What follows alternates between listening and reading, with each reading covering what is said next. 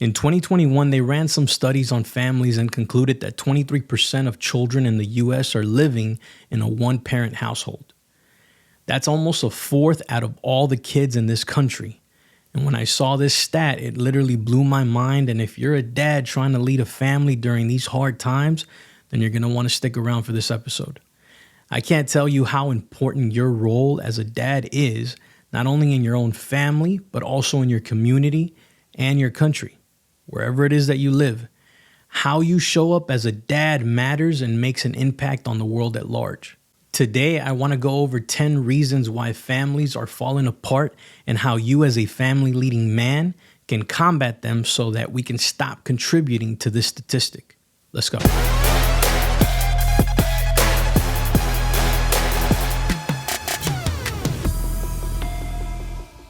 What's going on, fellas? Welcome to Alpha Dad Consulting. I am your host, Vidal, and on this show, we focus on helping dads create the family life they want.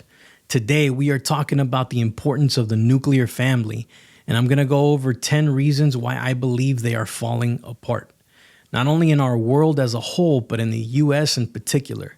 According to some of these stats I've been seeing, we are leading the charge in single-parent households.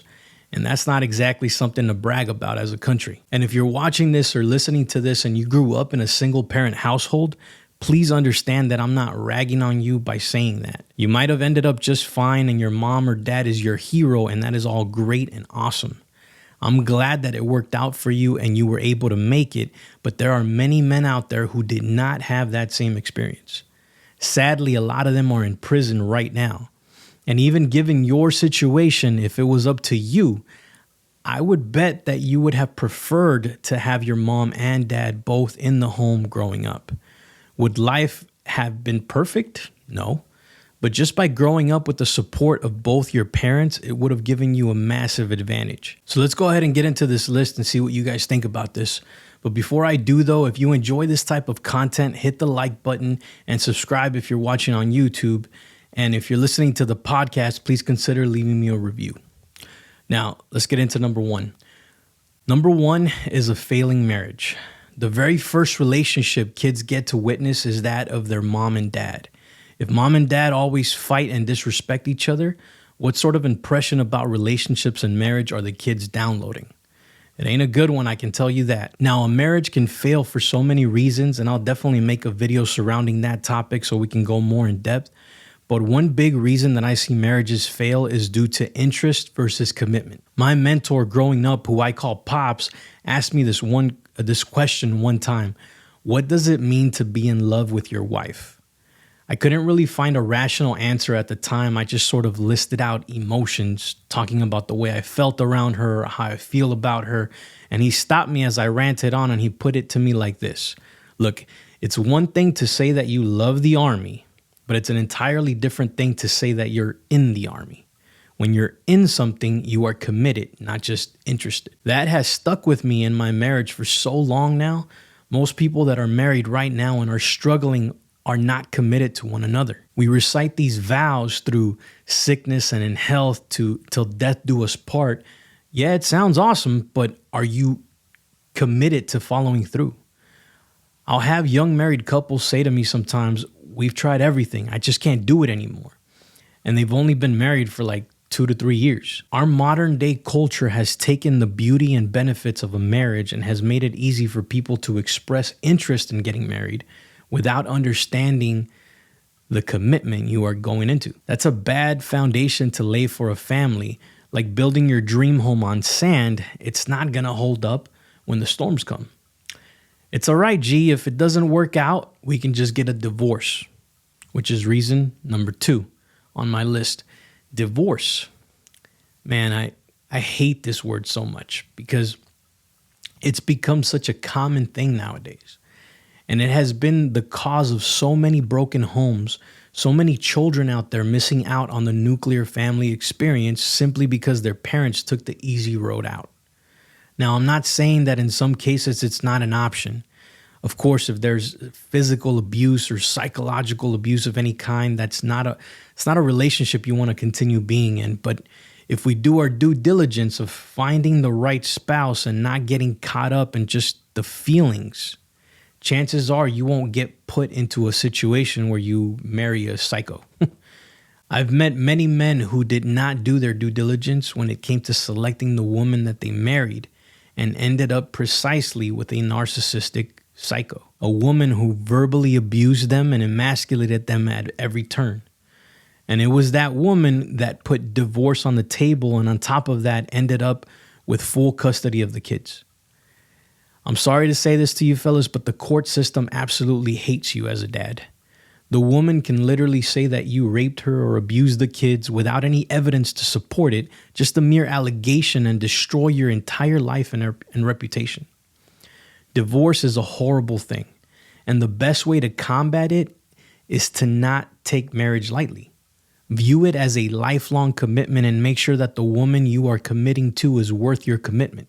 If you're already married and the waters are looking rough right now, take a step back and take ownership of where you and your wife are at. Yes, even if it's not your actual fault. Operate under the guise that it is your fault as the leader of your home, that your marriage is not where you both want it to be. There's great power in this because when something is your fault, you can do something to change it and make it better. Number 3, an absent father. The role of a father is so crucial in a family. I don't know if you really comprehend how much of a perfect complement the mother and father are to each other. While the mother brings the dynamic of nurture and support, the father brings a sense of security and leadership. I think about my own kids. As young as they are at only 4 and 1, they look to me for guidance and they look to me for protection when they feel scared. And I don't know about you guys, but I really love being that guy. I like being the man that my family looks to for guidance and reassurance that they are okay. There are millions of kids here in America right now that don't have that man in their home right now. And they are growing up with no guidance and no protection from those that seek to harm them. This is why we see so many fatherless children end up in jail and gangs, on drugs, becoming criminals. If you take every mass shooter we've had, almost all the time you can point back to the cause being an absent father. Everybody is always quick to make the conversation about guns and gun laws, but they don't want to entertain the root cause of the issue. An absent father isn't only a dad that decides to split and leave the mom to fend for herself with the kids. It can also be a dad who may live in the home, but he's always working and never spends any time with his children. Some men use the amount of money they work hard to make as a measurement for how good of a dad provider they are. And they'll excuse themselves from the actual work of raising their kids instead of being intentionally present in their lives. So many families would be restored and strengthened if dads just took ownership of this in their home. Number 4, money. Money is a point of contention in many families, from families fighting over inheritances that when the dad dies, right, to mom and dads arguing over money. My own parents would do this to me as a kid. My mom would tell me that my dad was hiding money from her and that he didn't want her to have access to it. And my dad would tell me that my mom spends all of our money on things we don't need. Think about how much that sucks to be stuck in the middle of that feud, especially as a kid. My parents missed out on a lot of our childhood due to the pursuit of money. They settled for jobs that didn't care about them because they felt like they had no other choice. And I'm not blaming them for that. They came from El Salvador, so just even having a steady job was already something to be proud of in their book. Money is definitely important and you should care about it, but it shouldn't be the thing that you care about the most. What is the point in making a lot of money or having a lot of money as a resource if you do not get to use that resource for the betterment of your family? And I'm not saying buy your kid an iPad because you didn't have one growing up. What I'm saying is figure out how to buy back more time for you to invest that time into your family.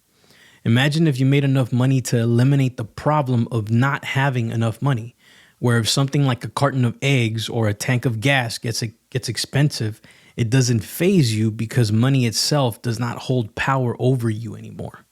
And you're left with the freedom of time, which you can devote and pour back into your family. Your child is only 4 years old once.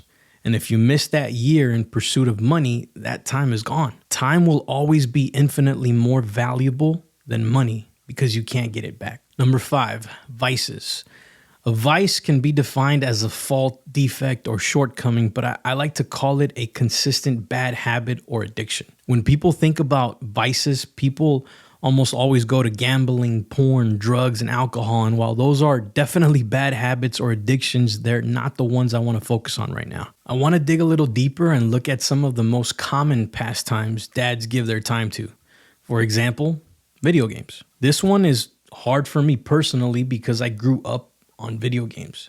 You could even argue that my devotion to video games as a teen saved me from being out in the streets joining gangs when I lived in Inglewood, California. It still doesn't change the fact that it was a heavy vice for me. I used to stay up until 4 a.m. playing video games, waking up feeling horribly tired the next day, having to go to work and function like that. This vice almost caused me my marriage at one point, until I broke free from the addiction and changed my habits. Now, do I still own a gaming system? Yes, I do, and on occasion I'll play a little bit. Sometimes even with my wife, funny enough. But it is not something that dominates my life anymore like it once did. Now here's another common vice that a lot of men don't like to talk about, and that's sports. Now before you stone me out in the public square, hear me out. I'm not saying sports are bad. In fact, I think sports are great, especially when you play them and win. But when all you do with sports is spectate and recite stats of your favorite athletes, how does it improve your life or that of your families in any way?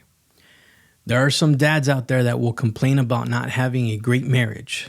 They'll say, I wish I made more money and got this business going. They'll say, I wish I had more time to spend with my kids. But come football season, they are locked into every game, even the ones where their favorite team is not playing. They'll watch every single game without fail, every single year, and then they'll also watch a few guys after the game talk about the game even more. If that's you and your family life ain't what you want it to be, let me ask you this: how does this serve you? I'm not saying you can't enjoy watching a game, but again, just like the video games, don't let it consume all that time that you could use to pour into your family life. Number 6, cheating. This one goes hand in hand with the failing marriage reason I talked about earlier. Why does a husband or wife cheat? Primarily, it happens due to needs not being met within the marriage. You often hear a man say that he cheated because his wife just doesn't listen to him anymore or appreciate him for what he does for her or the kids. A lack of intimacy coming from the wife's side will lead a man to search somewhere else too. Same thing with the wife. If she doesn't feel that deep emotional connection with you, given enough time, she may go out and seek that from someone else. Most of these quote-unquote affairs happen in the workplace because that tends to be the most common place where you or your wife spend 8 hours a day, 5 days a week with people of the opposite sex. This kills families all the time and leads to divorce and all sorts of damage to the kids. For some men, the act of cheating is almost like a game. Like, how many women can I have on the side while still having the benefit of the wife at home? It's a sick game in which you never come out the winner. Everyone involved loses, and in my humble opinion, your kids suffer the most. My dad was this way, unfortunately, as he cheated on my mom for close to 20 years of their marriage. He was never faithful to her. And as a kid, finding out that your hero dad lived that kind of life, well, it wasn't very inspiring. In fact, the disappointment of finding that out crushed me for many years and caused a huge split between me and my parents. We've since made up and we have a good relationship now, but it took quite some time. Stay faithful, fellas, and remain a man of integrity even when things aren't perfect in the marriage. Remember that you have the power to change how you lead and show up as a husband. Number 7, lack of leadership. If I were to ask each member of your household on a scale from 1 to 10 how they rate you as the leader of the family, what score would they give you? Would some of them even view you in that light? Would your wife meet that question with contention and claim that she wears the pants in the household? What would your kids say? Tough questions, right? But they're important. Even more controversial in today's day and age is the idea of having the man be the leader of the family or home. Now, before you start calling me a misogynist pig, for you sensitive types, hear me out. A lot of people hear the term leader of the home and immediately jump to this machismo ideology where the man is the boss of the house like a tyrant dictator telling everyone what to do and when to do it. I got news for you. That's not what a leader is. The leader is the one who takes ownership and responsibility for those he leads and brings out the best in them by leading by example. Yes, hard decisions fall on him, but not without the counsel of his wife and even his children. This is lacking in many families today because the man of the house is not owning that leadership role like he should. Instead, he's passing the buck over to the wife who already has enough on her plate to deal with. Most guys love the idea of having an agreeable and submissive wife, but they fail to realize that it all depends on how they show up to lead. When I was consumed by vices, jealous, overprotective, demanding, and insecure in my marriage, my wife wanted nothing to do with me. She definitely didn't want to follow my lead anywhere. But when my switch flipped to showing up as a leader in our home every day, her perception of me changed and I became a man worthy of being followed. And the work didn't stop there. I continue to focus on improving myself as a leader for her and our kids because they deserve the best from me. They are counting on me and I cannot let them down. When you take ownership of your role as a leader and strive to set a great example for your family, they will naturally want to follow you. Number 8, school. Now, I heard this from Tim Kennedy recently. He said that from the moment your child is born, you start to lose a little bit of influence in their life every day as they get older and older. And it's a very true statement. One of the places where the influence you have over your children is drained the most is school. We have been convinced as a society that school is the only place for a child to get their education, and that could not be further from the truth. The values and morals that you instill in your children are yours to instill because they are your children. But if those values and morals don't align with the values and morals of school, school will do its very best to turn your kids against you. You tell your kids don't do drugs because they can harm you and they understand it. But in the same breath, parents will allow them to go to school knowing that there will be other kids there doing drugs and have a much bigger influence on your child. You may bring up your children in a certain religion, but school will work hard to get them to go against those religious beliefs and make them see you as the enemy. You may teach your children that there are only 2 genders, male and female, but school will try to convince them otherwise. School will allow a grown man to be present in your daughter's locker room simply because that man has decided to identify as a female. If you take any advice from this episode to better your family situation, let it be this: don't be a fool, take your kids out of school. They will have a much better education being educated by those that love them the most, you and your wife. Number 9, lack of growth. One of the worst things you can do as a man is stop growing. When you become stagnant and live in what J.P. Sears likes to call the coffin of comfort, you lose your sense of fulfillment. I'm not saying you won't have happy moments, like when your baby girl or boy gives you that big cheesy smile. You'll smile and you'll feel happy in that moment. But as soon as that moment is gone, you'll go back to being unfulfilled. For many men, this leads to a depressive state of mind. Sometimes it's expressed in anger or outbursts of anger, like you're mad at the world, but you can't really put a finger on why it is that you're mad. Some of you men know what I'm talking about, and for the most part, it's a lack of personal growth. If you're not developing your mind by learning something new every day, and you're just distracting yourself with TV or whatever other pastime you like participating in, you're in the coffin of comfort. If you're not being active every day and getting your body moving, you're in the coffin of comfort. If you're not where you want to be financially and you're not spending time every day figuring out how to get to your goal to give your family a better life, you are in the coffin of comfort. Life is not meant to be experienced as a passenger. You are supposed to be in the driver's seat, and the more you take charge of being the driver and getting to new destinations, the more you will grow as a man, husband, and father.